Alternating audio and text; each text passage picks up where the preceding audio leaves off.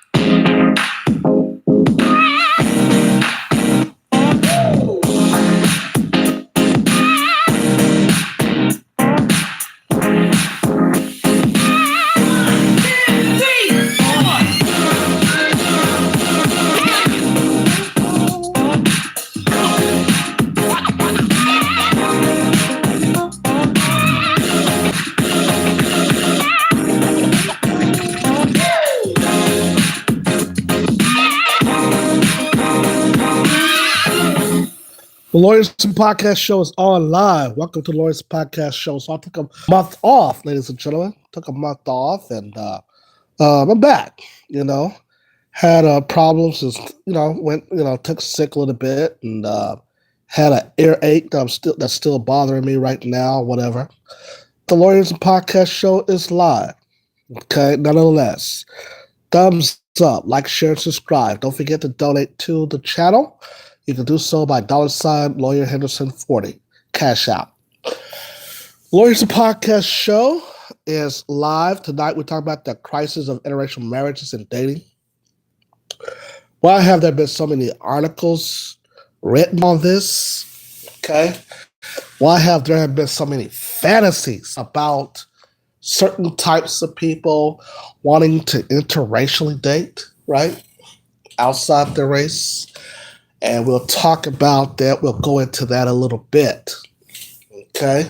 We also will talk about the black celebrities that found themselves basically in this particular issue. And then as I was coming on, my friend, she said, why are you touching on this subject? No, you shouldn't be touching. This is a controversial subject. You'll have so many people thinking you're a racist. They already think that now.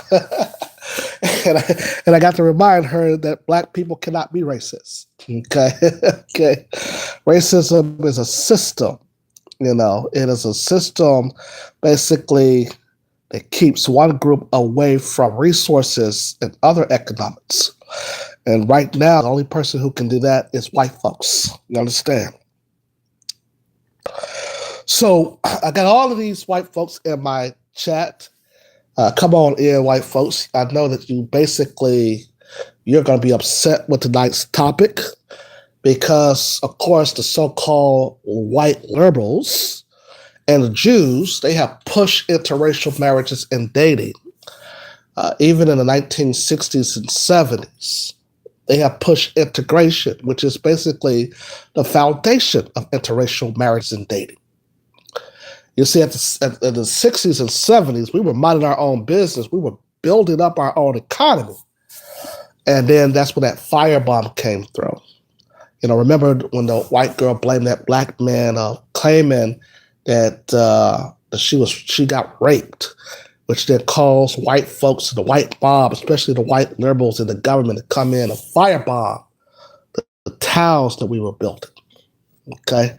So we remember those types of incidents. And then that's where it got caught off guard. The old civil rights generation was going to merge us into integration. That somehow the whites push interracial integration up on us so they can have control of our economic system. And then on top of that, have control of the fact that we basically could interracially date and marry and think that that's some type of prize for Black men and Black women. I told you that was just another pawn in the white supremacist game. And we're going to talk about it because we looked, and I think that this is like a long time coming. I had people to say, hey, I thought you said you were going to do that video essay of interracial dating and marriages. I said, I'm getting to it. This thumbs up, like, share, and subscribe. Here it is, Okay. The fantasies that we have in the society. But right now, I'm talking about that interracial marriages and dating are in a crisis. It is in a crisis right now. Why? Because of economics in the country. Okay? See, it used to be a time where you can hide the fact that you were not basically in a interracial relationship because somebody have, money and resources. But now it's becoming so obvious, especially at Hollywood.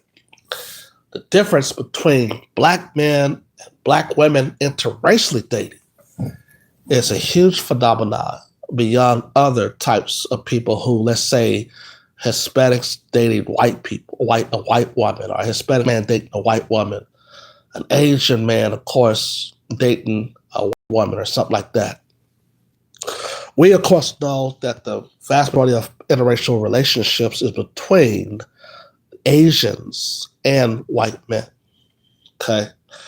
That has been going on for years, as we will read this article here. Okay? There is some Black women who think that the increase of interracial marriages give them the hope that one day that they will go down to the aisle with white daddy. That basically is still slim. Okay? Hate to be the bearer of bad news here. So I went and dig up an article here, and this article is going to start us off on the topic. This article is not only going to start us off on the topic, and forgive me if I sound a little stuffy, it's because I've still got an earache and stuffy nose here, getting over a cold, a huge bad cold here. This article was around let's say about 7 or 8 years ago, but it's so relevant today here. It's so relevant today. It's asking a fundamental question that doesn't need to be asked. Okay? This is what The Guardian and other types of white people in the media like to just come up with different topics that they know that could get readership up, right? The Guardian basically has been struggling for years, which is why they basically ask for money every time that they do an article. But this is an interesting topic that they did some 6-7 years ago. And the article reads, "What's behind the rise of interracial marriage in the U.S.? Attitudes, migration patterns, availability of partners, and education are all factors of interracial and interethnic marriages." That's what they basically have here. And they give credit to Mona Chalabi. She written this, right? This is interesting. Okay. Well, shouts out. There's some people who said they listening to me on a night shift. Oh, shout out to y'all. Shout out to my night crew people there. Interesting topic here today. I'm glad you were able to basically mop the floors and look at and are you a security guard, look at the cameras or whatever, and you're listening to the Lawyers and Podcast show. That's good. Okay. Like I said, excuse me for my stuffy nose here. Now, the article starts out, "It has been half a century since the U.S. Supreme Court decriminalized interracial marriage. Since then, the share of interracial and interethnic marriages in America has increased fivefold from 3% of all weddings in 1967 to 17% in 2015. Remember, I told you all the bed witches, they were getting happy and excited about this, white daddy, yeah, he's taking us down the aisle like never before. Like, wait, hold on now. Because it's not the increase of marriages between black women and white men, okay? And we'll get to that in a minute. The article goes on to say that the Loving in Virginia ruling was clear civil rights victory. But as Anna Holmes reflects in a recent article for the New York Times, understanding who benefit from that win and how is it much more complicated story. For a start, there are huge geographic variations in where intermarriage happens. It's more common in metro areas than rural places, 18% compared to 11%, according to a Pew analyst of the Census Bureau figures. But those are just averages. U.S. metropolitan areas vary significantly from Honolulu, Hawaii, where 42% of weddings are interracial to Jackson, Mississippi, where the figure is just 3%. And so Jackson, Mississippi have only about 3% there, right? And this is where you find a vast majority of black people, right? Now, that's important because the hype is that it was increasing. There was people online who was saying that it was increasing among black women and white men, which was not true. Okay, we'll go ahead and go on here. Overall, the most common type of intermarriage is between a partner who is white and one who is Hispanic of any race. Those relationships account for 38% of all intermarriages in 2010. White Asian couples accounted for another 14% of intermarriages, and white versus black couple made up only 8%. Okay, so it says here that you can find detailed maps of intermarriages pattern at a country's level in the Census Bureau posted. Now, this whole thing goes in and talk about the top common areas here. And it says Honolulu here is one of them. Nevada, California, North Carolina, Florida. These are all the places that they were talking about that there was an increase of interracial marriages. All right. It goes on to read here that there are gender patterns in data too. In 2008, 22% of black male newlyweds chose partners of another race, compared to just 9% of black female newlyweds. The gender pattern is opposite among Asians. While 40% of Asian females married outside their race in 2008, just 20% of Asian male newlyweds did the same. For whites and Hispanics, though, Pew found no gender differences.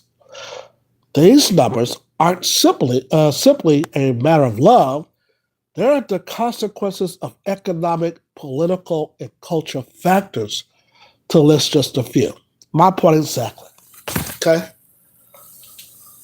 See, we've been taught, though, it's nothing wrong to go out to just date and marry interracially. It's nothing wrong with that. That's what was basically, that's the problem with this.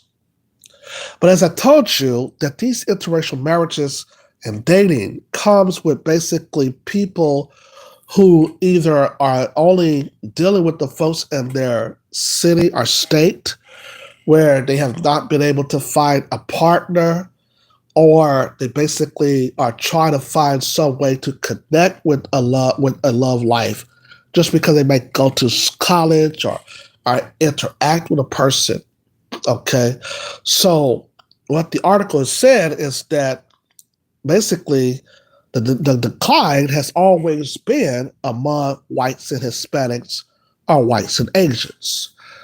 Other groups, basically, there is no real change there.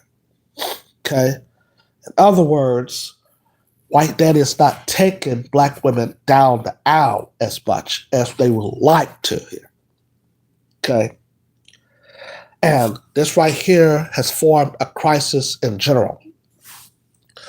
The article goes on to read here that, excuse me, that attitudes plain racism, while 72% of black respondents said that it would be fine with them if a family member chose to marry someone of another racial or ethnic group. 61% of whites and 63% of Hispanics said the same thing.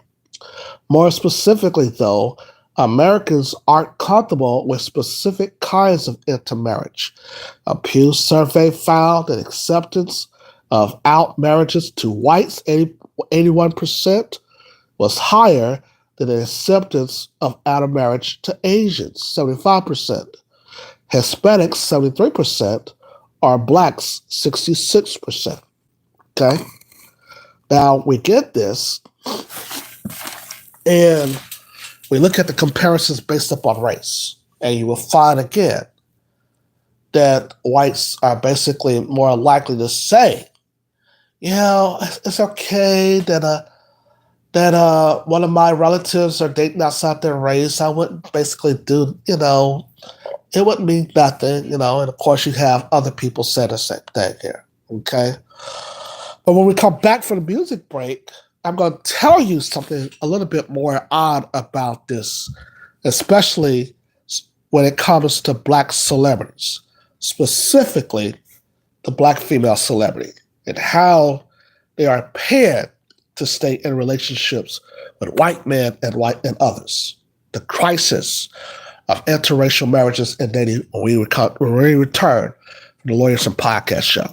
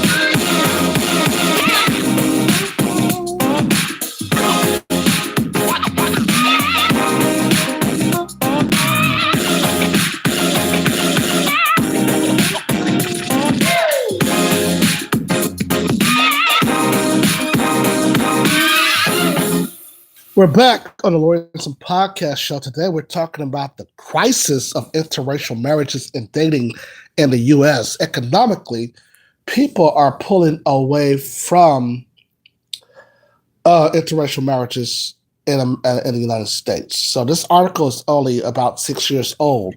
But another point comes to where Dr. Umar Johnson, who's been a polarizing figure on YouTube and on the other spaces, where he asked the question about that if this interracial relationship between black men and white women was so true, then why can we not find a white woman with a broke ass black man? Okay, if this was about love and not about tangibles, which I think is a very interesting point. And so today here on the Lawyers and Podcast Show, we're talking about it. We're discussing all of the controversial topics here as well on our show. We shy away from controversy. No, no, no, no. You got a lot of black women, of course, who is now doing the same thing that they have been accusing black men of doing. They are now paying white men of getting into a relationship with them.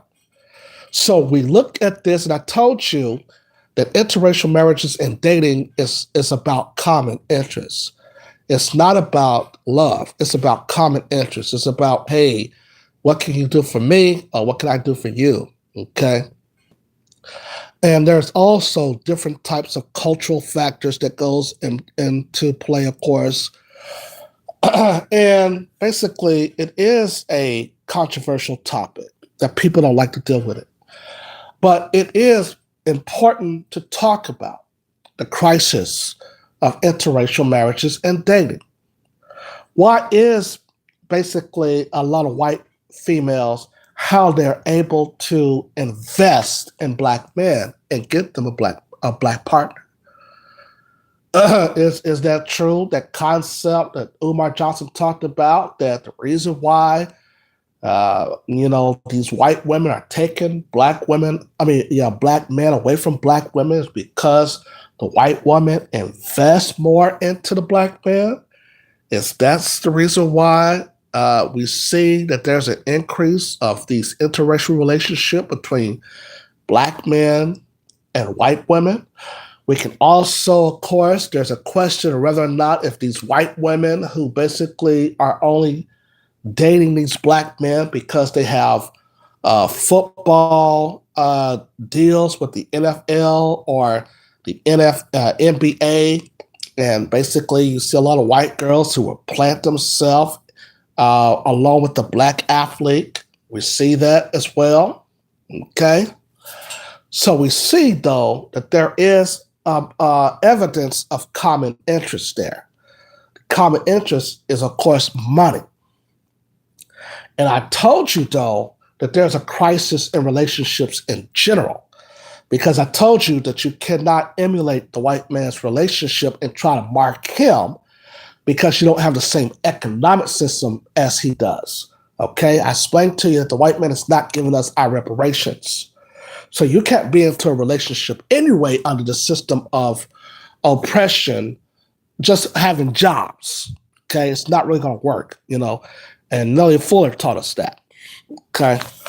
But nevertheless, do we find that the black men dating interracially because they probably got money from sports or got some type of deal, and so they want their white wife, a trophy wife?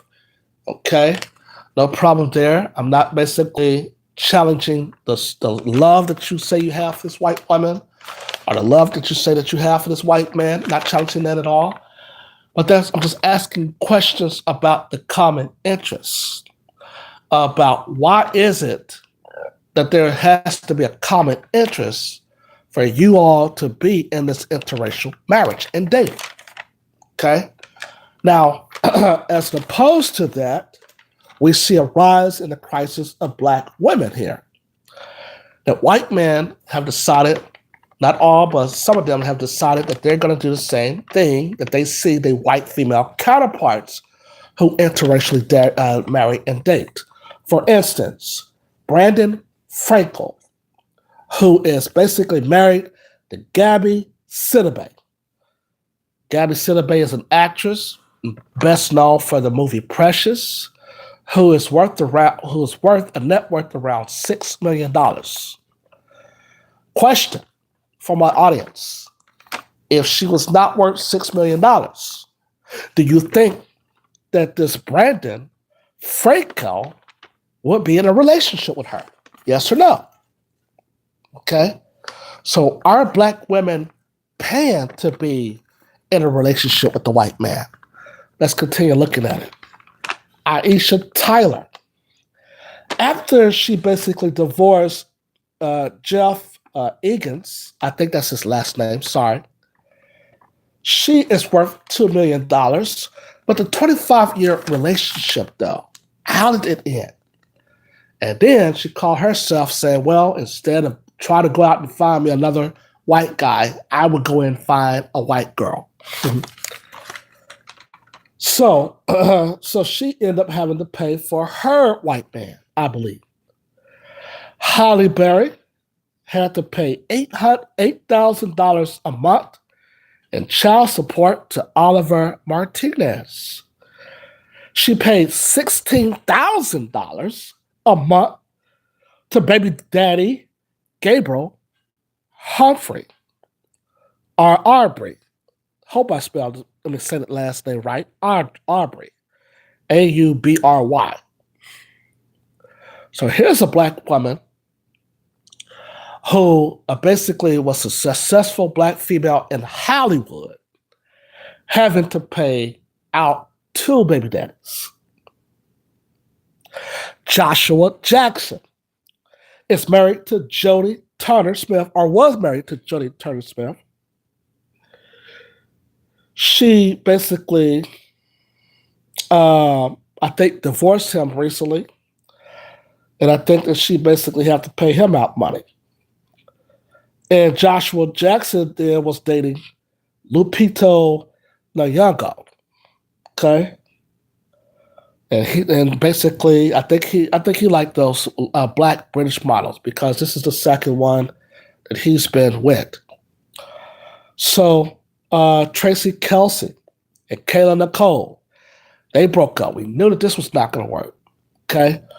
And basically, I thought that Travis Kelsey and Kayla Nicole would have been in a relationship for a very long time in Hollywood. I thought this was going to be a great personification of a good interracial relationship between the white man and this black woman.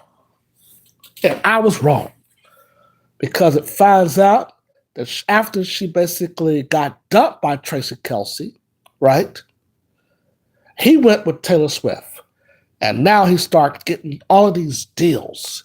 He started, white folks, the white press start to basically respect him more. Why? Because he now got his arm around a white woman, and which is a lot of them believe that that's how it should be. So Tracy Kelsey breaks up with this Kayla Nicole. She feels some type of way because she thought that this white dude was going to want her. And white dudes don't like you as you get older. And Candace Owens is about to find this out as she gets a little bit old. The white dudes will break up with you when the black female probably gets around in her 30s, probably even before that. Okay? Because they like them real young. Rachel Lindsay and Brian also, another couple. Okay? But that it's just basically that this crisis that we find in Hollywood, and there's a lot of other examples out there, of course, of black women now having to pay child support to their white male spouses after breakup. Okay? So could we say that if black women are basically with money and they are in Hollywood, is it basically fair for them to having to pay for spouse because they make a little bit more money than the white dude? Well, we're seeing this now in the Hollywood era, and in other types of celebrities. Black women have to pay to basically after, and even when they basically are in relationship, because these white boys do not do anything for these black women in relationships. Remember, black women tell you all the time, black men, oh, you got to do this to keep me. You got to take me on this and that date. You got to take me to this 5-star restaurant. I remember I had a female not too long ago, and I'm talking to her. I said, I haven't been into the Mac game for a while, Let me go down here, come to the mall and see if I could talk to her. So I met a chick. She was about to turn 27, right? And we're talking. I learned that her birthday was coming up, I said, cool, we could go to a restaurant. And then I said, yeah, and I got her number. We talked a while, and I got her number, right? And then we agreed that we were going to go out on her birthday. This is around March of this year. And I said, yeah, I'll take you. Let's go to Applebee's. And she was like, Applebee's? That's what she I'm like, yeah, I'm just getting to know you and stuff. No, I was thinking about this restaurant over at John Creek. You talking about that restaurant over there with all the rich white folks is? Right. Well, my point is that, a black woman is expected for a black man to do a lot for them, when they're in a relationship with a black man. But when it comes to a white man, this white man is not doing anything for her. Okay? They're rarely doing anything.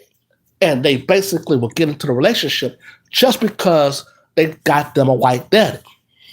Right? And I'm like, wait a minute. Something is amiss here. Because if I have to take you to this expensive restaurant over there in Jones Creek just to basically talk to you and all that, it's not worth it, sweetheart. Okay? But see, white man is expecting for you to understand, hey, by me being white, you should basically, black bitch, don't think that you're going to get anything out of me. And the black females who date these men know this.